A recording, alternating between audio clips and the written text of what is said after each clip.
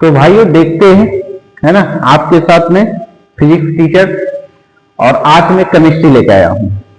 Chemistry का 2 chapter आपका जो है मेरे यूट्यूब पे डाला हुआ है, और आपको पहला चैप्टर जो है क्लास 10th का जो चैप्टर है बच्चे, वो चैप्टर आपका यानी केमिकल रिएक्शन एंड इक्वेशन बहुत अच्छे डिटेल से समझाया गया है। और उसी में फिर दूसरा चैप्टर है एसिड बेस एंड सॉल्ट, जो जो चीज इंपॉर्टेंट है बस वही चीज बता रहे हैं। आज हम लोग मेटल और नॉन मेटल पढ़ रहे हैं बच्चे। तीसरा चैप्टर है केमिस्ट्री का क्लास 10th का, मेटल नॉन मेटल होता क्या चीज है। तो सबसे पहले आप ये जानेंगे कि ये एलिमेंट का ही पार्ट है। एलिमेंट को बच्चे 3 पार्ट में बांटा गया था, मेटल, नॉन मेटल और मेटलॉइड, ठीक है। बट यहाँ पे मेटल जो है, मेटल और नॉन मेटल को हम लोग पढ़ना है कि मेटल का एक तो फिजिकल प्रॉपर्टी पढ़ना है और केमिकल प्रॉपर्टी पढ़ना है। फिजिकल प्रॉपर्टी में आप ये देखेंगे कि फिजिकल प्रॉपर्टी में जो मेटल होता है वो हार्डनेस होता है, ठीक है। अगर एक्सेप्ट केस में जाएंगे तो सोडियम, लिथियम और मरकरी जो है वो हार्ड नहीं होता है। बट वहीं पे आप देखेंगे कि गुड कंडक्टर ऑफ इलेक्ट्रिसिटी होता है कौन, मेटल। और बहुत सारे पॉइंट आपको देखने को मिलेगा फिजिकल प्रॉपर्टी में। यहां पे एक दिया हुआ है आपका फिजिकल प्रॉपर्टी में कि ये जो होता है मेलिएबल होता है। बच्चे सभी मेटल मेलिएबल नहीं होते हैं, बट मोस्टली मेलिएबल होते हैं। कॉपर हो गया, आयरन हो गया, एल्यूमिनियम हो गया। और यहाँ पे जो है बच्चे इस तरीके से बहुत सारे मेटल क्या होता है, मेलिएबल होता है। मेलिएबल उसको बोलते हैं जिसको हम लोग पीट करके सीड बनाते हैं। एक प्रॉपर्टी ये भी हुआ। दूसरा प्रॉपर्टी क्या होता है बच्चे फिजिकल प्रॉपर्टी में कि क्या हो जाएगा, एक हो जाएगा डक्टिलिटी। डक्टिलिटी का मतलब ये होता है बच्चे कि हम किसी भी मेटल को जब ड्रॉन करके वायर बनाते हैं तो उसको हम लोग डक्टिलिटी बोलते हैं। एक्सेप्शन में कुछ ऐसे मेटल होते हैं जो नहीं, जैसे मर्क्यूरी को हम लोग ड्रॉन नहीं कर सकते हैं, ठीक है, वायर नहीं बना सकते हैं। तो बच्चे ये ध्यान में रखेंगे फिजिकल प्रॉपर्टी में, ठीक है। तो उसके बाद अगर आप नॉन मेटल का, अगर मेटल के फिजिकल प्रॉपर्टी में जाते हैं बच्चे, उसका डेंसिटी मैक्सिमम होता है, हाई में डेंसिटी होता है और high melting point, boiling point होता है। एक्सेप्शन में किसको ले लेंगे हम लोग, एक्सेप्शन में मर्क्यूरी को ले लेंगे, क्योंकि मर्क्यूरी का तो मेल्टिंग के फॉर्म में ही होता है, रूम टेम्परेचर पे एक ऐसा, यही पे मर्क्यूरी मेटल है जो कि रूम टेम्परेचर पे हमेशा क्या होता है बच्चे, लिक्विड के फॉर्म में होता है बच्चे। और एक एग्जांपल आपको यहाँ पे ध्यान में रखना है कि ऐसे मेटल जो होता है वो हार्ड होता है, ठीक है। बट यहाँ पे जो मेटल एक ऐसा है सोडियम, लिथियम, वो इतना सॉफ्ट होता है कि पनीर के जैसा होता है, जिसको हम लोग नाइफ से, चाकू से आसानी से काट सकते हैं। ये बात यहाँ पे लिखा हुआ, एक्टिविटी को जरूर देखें आप लोग। जैसे 3.2 में एक्टिविटी लिखा गया यहाँ पे, तो ये हम लोग क्या कर सकते हैं कि आयरन, कॉपर, एल्यूमिनियम, मैग्नीशियम ये सब तो है, बट यहाँ पे कुछ मेटल ऐसा है कि जिसको हम लोग काट सकते हैं। जैसे कैसे नाइफ से काट सकते हैं, वो सोडियम है, लिथियम है, ठीक है। इसको हमेशा देखना है। नेक्स्ट पॉइंट है बच्चे कि नॉन मेटल का जस्ट ऑपोजिट। नॉन मेटल में physical property of non metal देखेंगे तो वहां पे क्या होता है, वो डक्टिलिटी नहीं होता है नॉन मेटल, ठीक है। अगर उसको पीटते हैं तो वो क्या होता है, भंगुर बन जाता है, मेल्टिएबल नहीं होता है, ठीक है। अगर वहीं पे गुड कंडक्टर ऑफ इलेक्ट्रिसिटी बोलेंगे तो मेटल होता है, नॉन मेटल नहीं होता है। पर कुछ नॉन मेटल ऐसे हैं, जैसे ग्रेफाइट का एग्जांपल लेते हैं, वो गुड कंडक्टर ऑफ इलेक्ट्रिसिटी होता है। उसके बाद बच्चे मेल्टिंग पॉइंट और बॉइलिंग पॉइंट जनरली क्या होता है, उसका लो होता है, डेंसिटी भी लो होता है, एक्सेप्ट डायमंड को छोड़ करके, क्योंकि डायमंड का जो मेल्टिंग पॉइंट, सॉरी क्या बोलते हैं उसको, हार्डनेस होता है, डेंसिटी होता है, वो मैक्सिमम होता है। और यहाँ पे एक एक्सेप्शन केस में ही नॉन मेटल है डायमंड, जो दुनिया का हार्डेस्ट सबस्टेंस है, ठीक है। ये भी बात आपको याद रखना है। एक्टिविटी को, सारे एक्टिविटी से क्वेश्चन आ रहा है, एक्टिविटी को जरूर आप लोग ध्यान से देखें बच्चे। एक यहाँ पे लिया गया है एक्टिविटी, ठीक है। तो इसको आप मेटल को क्या करते हैं, बर्न कर रहे हैं, मतलब सोडियम, जैसे मैग्नीशियम है, मैग्नीशियम को आप अगर बर्न करते हैं तो मैग्नीशियम ऑक्साइड का फॉर्मेशन होता है। और मैग्नीशियम का जो कलर होता है बच्चे, वो बिल्कुल मिल्की कलर का होता है, यानी व्हाइट कलर का होता है। और यहाँ पे मैग्नीशियम ऑक्साइड जो होता है ये प्रोडक्ट के फॉर्म में है, और मेटल को ऑक्सीजन यानी मैग्नीशियम को ऑक्सीजन के साथ हम लोग बर्न कर सकते हैं बच्चे, ठीक है। उसके बाद आप ये देखेंगे बच्चे कि यहाँ पे सिल्वर जो है, वो गुड कंडक्टर नहीं, बेस्ट कंडक्टर ऑफ इलेक्ट्रिसिटी है। सिल्वर क्या है बच्चे? बेस्ट कंडक्टर ऑफ इलेक्ट्रिसिटी है, पर गोल्ड जो होता है वो बेस्ट कंडक्टर ऑफ इलेक्ट्रिसिटी नहीं है। इसी के साथ साथ आपको जो हम लोग फर्स्ट चैप्टर में बताए थे कि डिस्प्लेसमेंट रिएक्शन के लिए जैसे रिएक्टिविटी सीरीज बहुत ही जरूरी है बच्चे, तो वैसे यहां पे भी आपको रिएक्टिविटी सीरीज याद होना चाहिए कि जैसे मान के चलिए रिएक्टिविटी अगर सीरीज आप याद रखते हैं अच्छे से, तो उससे बहुत सारे पॉइंट आपका क्या होता है, आसानी होने लगता है। ठीक है बच्चे, ये बात ध्यान में रखेंगे। तो बच्चे यहां पे जो है, ठीक है, तो ये जो पॉइंट है अबाउट एक्टिविटी को आप जरूर करें बच्चे। उसके बाद बच्चे हम लोग देखते हैं कि यहां पे जो नेक्स्ट पॉइंट है, ठीक है, केमिकल प्रॉपर्टी। ठीक है, क्वेश्चन भी जरूर कीजिए कि लिक्विड जो है रूम टेम्परेचर में, कौन सा लिक्विड जो है रूम टेम्परेचर पे, कौन सा मेटल जो है रूम टेम्परेचर पर लिक्विड होता है। तो बच्चे यहाँ पे आप मरकरी का नाम ले सकते हैं, कोई दिक्कत नहीं है। दूसरा इजीली कट हम लोग किसको करते हैं बच्चे? सोडियम को करते हैं, लिथियम को करते हैं। बेस्ट कंडक्टर ऑफ हीट और इलेक्ट्रिसिटी कौन हो जाएगा बच्चे? सिल्वर हो जाएगा। पुअर कंडक्टर ऑफ हीट कौन हो जाएगा बच्चे? नॉन मेटल हो जाएगा। Explain the meaning of malleable and ductile. Malleable का और डक्टाइल का डिफिनेशन जरूर लिखें आप, हर एक डिफिनेशन को एक एक लाइन ध्यान में रखेंगे।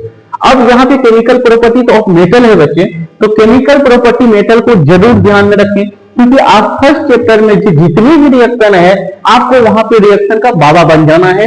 उसके बाद आपको इस चैप्टर में अगर आप आते हैं तो केमिस्ट्री बहुत ही आसान होने वाले हैं, क्योंकि फर्स्ट चैप्टर को हम लोग बाइबल की तरह मानते हैं केमिस्ट्री में, खास करके क्लास 10 से बच्चे के लिए।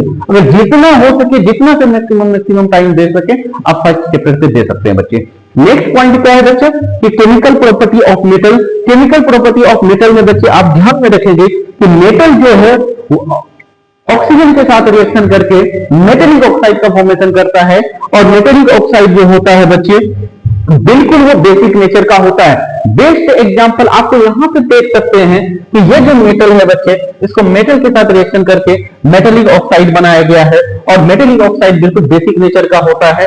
और उसके बाद जो है कॉपर ऑक्सीजन के साथ मिलता है तो कॉपर ऑक्साइड का निर्माण होता है। यहाँ पे कॉपर ऑक्साइड, और यहाँ पे ऑक्सीजन और कॉपर जो है रिएक्टेंट के फॉर्म में है, और कॉपर ऑक्साइड जो है वो प्रोडक्ट के फॉर्म में है। उसके बाद एल्यूमिनियम को ऑक्सीजन के साथ करते हैं तो बच्चे एल्यूमिनियम ऑक्साइड बनता है Al2O3। बच्चे भेदिया ये बहुत इंपॉर्टेंट है, इसको जरूर आप ध्यान से देखें। उसके बाद क्या है बच्चे Al2O3 HCl के साथ करते हैं, यानी मेटल जो है बच्चे एसिड के साथ भी रिएक्शन करते हैं। ऑक्सीजन के साथ तो करते ही हैं, उसके साथ साथ मेटल जो है ऑक्सीजन के एसिड के साथ भी रिएक्शन करते हैं। मेटल जो है बच्चे वो वाटर के साथ भी रिएक्शन करते हैं। जैसे यहाँ पे देख सकते हैं आप तीसरा पॉइंट में कि मेटल जो है वाटर के साथ भी रिएक्शन करता है, यानी मेटल वाटर के साथ रिएक्शन करके यानी मेटेलिक हाइड्रोक्साइड बनाता है बच्चे। यानी सोडियम को जब वाटर के साथ रिएक्शन कराते हैं तो सोडियम हाइड्रोक्साइड का फॉर्मेशन करता है। उसके बाद बच्चे अब नेक्स्ट एक्टिविटी ये वाले ध्यान में रखें, जैसे यहाँ पे दिया गया कि मेटल को जब वाटर के साथ मिल जाते हैं तो मेटल ऑक्साइड और हाइड्रोजन गैस बनाता है। और वहीं पे बच्चे अब ये भी ध्यान में रखेंगे, जैसे यहाँ पे सोडियम पोटासियम है, पोटासियम को क्या किया है, वाटर के साथ रिएक्शन किए हैं, तो पोटासियम हाइड्रोक्साइड उसके साथ साथ हीट और हाइड्रोजन गैस का प्रोड्यूस होता है। तो ये भी चीज याद रखने वाले हैं। एग्जाम्पल भी पूछ सकता है यहाँ पे बच्चे, आपको कोई भी पॉइंट यहाँ पे पूछ सकता है, इसलिए केमिस्ट्री के रिएक्शन को हर एक पॉइंट को डीपली आप याद करें। ठीक है, आपको बाबा बन जाना है, यहाँ पे रिएक्शन में बाबा बन जाना है। जितना अच्छा रिएक्शन उतना अच्छा आपका केमिस्ट्री। ठीक है, उसके बाद यहाँ पे एल्यूमिनियम को वाटर के साथ किए हैं, Al2O3 बन गया है। उसके बाद बच्चे आप बहुत सारे एग्जांपल, अब यहाँ पे मेटल बच्चे एसिड के साथ रिएक्शन कर रहे हैं, तो एसिड के साथ जब भी मेटल रिएक्शन करते हैं तो सॉल्ट का फॉर्मेशन करता है। किसका फॉर्मेशन करता है बच्चे? सॉल्ट का फॉर्मेशन करता है। तो ये बात ध्यान में रखेंगे कि अब उसके बाद क्वेश्चन क्या है, ठीक है, नॉन मेटल भी करते हैं बच्चे। नॉन मेटल जो है वो जो है ऑक्सीजन के साथ तो करते हैं रिएक्शन, बट वो वाटर के साथ नहीं करते हैं, एसिड के साथ नहीं करते हैं। बट वहीं पे जो है मेटल, नॉन मेटल जो है वो किसके साथ रिएक्शन करेंगे बच्चे? नॉन मेटल जो है वो ऑक्सीजन के साथ नहीं, ऑक्सीजन के साथ रिएक्शन करेंगे। जैसे कार्बन को ऑक्सीजन के साथ रिएक्शन करने पे कार्बन डाइऑक्साइड का फॉर्मेशन होता है, और जब भी नॉन मेटेलिक ऑक्साइड जो होगा वो किस नेचर का होगा बच्चे? वो बिल्कुल एसिडिक नेचर का होगा। ये भी ध्यान में रखेंगे। आपके सामने में एक्टिविटी जो भी आता है बच्चे उसको जरूर ध्यान से आप जरूर पढ़ें इसको। उसके बाद आता है नॉन मेटल। नॉन मेटल का हम लोग जान रहे हैं बहुत सारी चीज, फिजिकल प्रॉपर्टी नॉन मेटल का समझ गए। उसके बाद यहाँ पे आता है कि मेटल जो है सॉल्यूशन, और यहाँ पे आपके साथ है रिएक्टिविटी सीरीज। बच्चे इसको तो आप बिल्कुल याद ही कर लीजिए कि रिएक्टिविटी सीरीज कहते किसको है। रिएक्टिविटी सीरीज में जितने भी लिए है कि पोटासियम है, सोडियम है, कैल्शियम है, magnesium, aluminium, zinc, iron, PB, और उसके बाद हाइड्रोजन, कॉपर, जिंक और मर्क्यूरी और सिल्वर, उसके बाद गोल्ड है बच्चे, सब यहाँ पे मोस्ट रिएक्टिव एलिमेंट है। उसके बाद लीस्ट रिएक्टिव एलिमेंट है, उसके बीच में जो है मॉडरेटर और हाइड्रोजन को यहाँ पे बाउंड्री के फॉर्म में हम लोग देखते हैं बच्चे। तो ये चीज जरूर करें आप लोग। मेटल रिएक्ट विद वाटर बिल्कुल कर चुके हैं हम लोग, बहुत ही ध्यान से आप लोग भी इसको करें। उसके बाद बच्चे कि नो रिएक्शन भाई, अगर आप लिस्ट रिएक्टिव एलिमेंट को हाई रिएक्टिव कंपाउंड के साथ रिएक्शन कराएंगे तो वो नहीं होगा। जैसे आप एग्जांपल अगर आप ले ऐसा कि क्या कभी ऐसा हो सकता है कि HCl जो है, HCl प्लस अगर हम यहाँ पे ले लेंगे कॉपर, तो बच्चे यहाँ पे नो रिएक्शन होगा, क्योंकि कॉपर के पास उतना दम ही नहीं है कि वो हाइड्रोजन को हटा सके। क्योंकि हम लोग ये बात कहां से जानते हैं बच्चे, ये बात जो जानते हैं ये रिएक्टिविटी सीरीज से जानते हैं। तो रिएक्टिविटी सीरीज आप कोशिश करें कि अच्छे से समझ जाए और उसको याद भी कर लें। नेक्स्ट पॉइंट क्या है बच्चे, इसको भी देखें। Next point no displacement reaction, how do metal and non metal react. तो आप तो समझ गए कि मेटल और नॉन मेटल कैसे रिएक्ट करते हैं बच्चे। उसके साथ साथ आपको क्या याद रखना है बच्चे, ये भी ध्यान में रखना है कि नॉन मेटल क्या, नॉन मेटल, ठीक है, या मेटल कैसे रिएक्शन करते हैं। उसके साथ साथ आपको बच्चे कॉन्फ़िगरेशन भी याद रखना है कि कोई भी मेटल है, मान के चलिए सोडियम है, तो सोडियम का जो है कॉन्फ़िगरेशन, पहले तो आपको इसका वैलेंस इलेक्ट्रॉन दिखना चाहिए कि 281 होता है। उसके बाद इसका चार्ज देखना है। उसके बाद ये क्या है बच्चे, मेटल है, ये भी याद रखना है। उसके बाद इसका ऑर्बिट में इसका रिएक्शन भी याद रखना है कि ये कितना फैट, पहला में 2, फिर उसके बाद 8 होता है, फिर उसके बाद लास्ट ऑर्बिट में जो होता है 1 इलेक्ट्रॉन, और इसका 1 इलेक्ट्रॉन डोनेट होता है, डोनेट करने की कैपेसिटी होता है इसका, ये पॉइंट हो गया। इसका और एक कैपेसिटी होता है, जब कोई भी एलिमेंट डोनेट करता है लास्ट ऑर्बिट के इलेक्ट्रॉन को तो वो होता है पॉजिटिव चार्ज, मतलब कैटायन के फॉर्म में होता है। तो ये सब बात जरूर ध्यान में रखें हर एक एलिमेंट का, ठीक है बच्चे। अगर वो एलिमेंट रिएक्शन नहीं करेगा जिसका लास्ट ऑर्बिट बिल्कुल कंप्लीट होगा, जैसे आप नोबेल गैस के बारे में जानते हैं, नोबेल गैस के जितने भी एलिमेंट होते हैं उसके लास्ट ऑर्बिट कंप्लीट होते हैं। जैसे एग्जांपल आपको हीलियम का लिया जाता है, तो हीलियम का एटॉमिक नंबर होता है 2, तो इसका जो होता है डुप्लेट कंप्लीट होता है, यानी फर्स्ट ऑर्बिट में 2 इलेक्ट्रॉन आना चाहिए और 2 इलेक्ट्रॉन इसका कंप्लीट है। जब उसका लास्ट ऑर्बिट कंप्लीट होता है तो वहां पे वो रिएक्शन करने की कैपेबल नहीं होता है। तो बच्चे इसको हम लोग नोबेल गैस के नाम से जानते हैं या इनर्ट गैस के नाम से भी जानते हैं। तो इनर्ट गैस के लिस्ट जो है जरूर आप याद रखें। जो ग्रुप पीरियोडिक टेबल के 18 ग्रुप में जो है 18th ग्रुप में, जिसको हम लोग 0 ग्रुप के नाम से बोलते हैं, उसके सारे एलिमेंट को याद रखें कि कौन नोबेल गैस में या इनर्ट गैस में आते हैं। बहुत अच्छे से आप उसको समझ सकते हैं बच्चे। उसके बाद आप क्या देख सकते हैं यहाँ पे बच्चे कि जो डॉट स्ट्रक्चर है वो भी जरूर देखें आप लोग, ठीक है। डॉट स्ट्रक्चर जरूर देखें। आयनिक कंपाउंड किसको कहते हैं, आयनिक कंपाउंड में आयन के फॉर्म में हम लोग जब दिखाते हैं कंपाउंड को तो हम लोग उसको आयनिक कंपाउंड कहते हैं। आयनिक कंपाउंड में क्या होता है बच्चे, मान के चलिए सोडियम है, सोडियम पे प्लस चार्ज होता है तो उसको चार्ज के फॉर्म में दिखाते हैं, आयन के फॉर्म में दिखाते हैं। जैसे मान के चलिए एक मैग्नीशियम है, मैग्नीशियम के लास्ट ऑर्बिट में एक इलेक्ट्रॉन, मतलब 2 इलेक्ट्रॉन होता है। और क्लोरीन का देखते हैं लास्ट ऑर्बिट में कितने इलेक्ट्रॉन होते हैं, वो 7 इलेक्ट्रॉन होते हैं क्लोरीन के। तो इस तरीके से एक इलेक्ट्रॉन का ये शेयर कर लेता है इधर, तो यहां पे एक इलेक्ट्रॉन का ट्रांसफर करके वो क्या होता है बच्चे, आयनिक बॉन्ड बना लेता है, यानी आयनिक कंपाउंड के फॉर्म में आ जाता है, जिसको हम लोग आयनिक बॉन्ड भी बोलते हैं। तो बच्चे और भी इसको डीपली जानने की जरूरत है कि आयनिक बॉन्ड, और जो बॉन्ड होता है बच्चे, बॉन्ड जो होता है वो 2 टाइप का होता है, एक आयनिक बॉन्ड होता है, एक कोवेलेंट बॉन्ड होता है। जो आयनिक बॉन्ड होते हैं बच्चे, यहाँ पे जो बॉन्ड बनता है यहाँ पे ट्रांसफर ऑफ इलेक्ट्रॉन की वजह से बनता है, और जो कोवेलेंट बॉन्ड बनता है बच्चे, शेयरिंग ऑफ इलेक्ट्रॉन की वजह से जो कंपाउंड का फॉर्मेशन होता है उसको हम लोग कोवेलेंट बॉन्ड बोलते हैं। बच्चे सोडियम क्लोराइड जो है ये आयनिक बॉन्ड में आता है। लिथियम क्लोराइड जो है आयनिक बॉन्ड में, कैल्शियम क्लोराइड जो है आयनिक बॉन्ड में, कैल्शियम ऑक्साइड जो है आयनिक बॉन्ड में, मैग्नीशियम ऑक्साइड जो है ये भी आयनिक बॉन्ड में आता है। जरूर हर एक लाइन को आप पढ़ें और single bond, double bond, triple bond, अगर एक एक इलेक्ट्रॉन का ट्रांसफर होता है बच्चे तो उसमें हम लोग कहेंगे वो सिंगल बॉन्ड बनाता है। दो दो इलेक्ट्रॉन का ट्रांसफर होता है, शेयरिंग होता है तो हम उसको डबल बॉन्ड बोलेंगे। अगर तीन तीन इलेक्ट्रॉन का शेयरिंग होता है तो हम उसको ट्रिपल बॉन्ड बोलेंगे। सबका एग्जाम्पल एक तरफ से याद रखेंगे बच्चे, ठीक है। उसके बाद अकरेंस ऑफ मेटल, मेटल कहां मिलता है, एक्सट्रैक्शन कैसे करेंगे।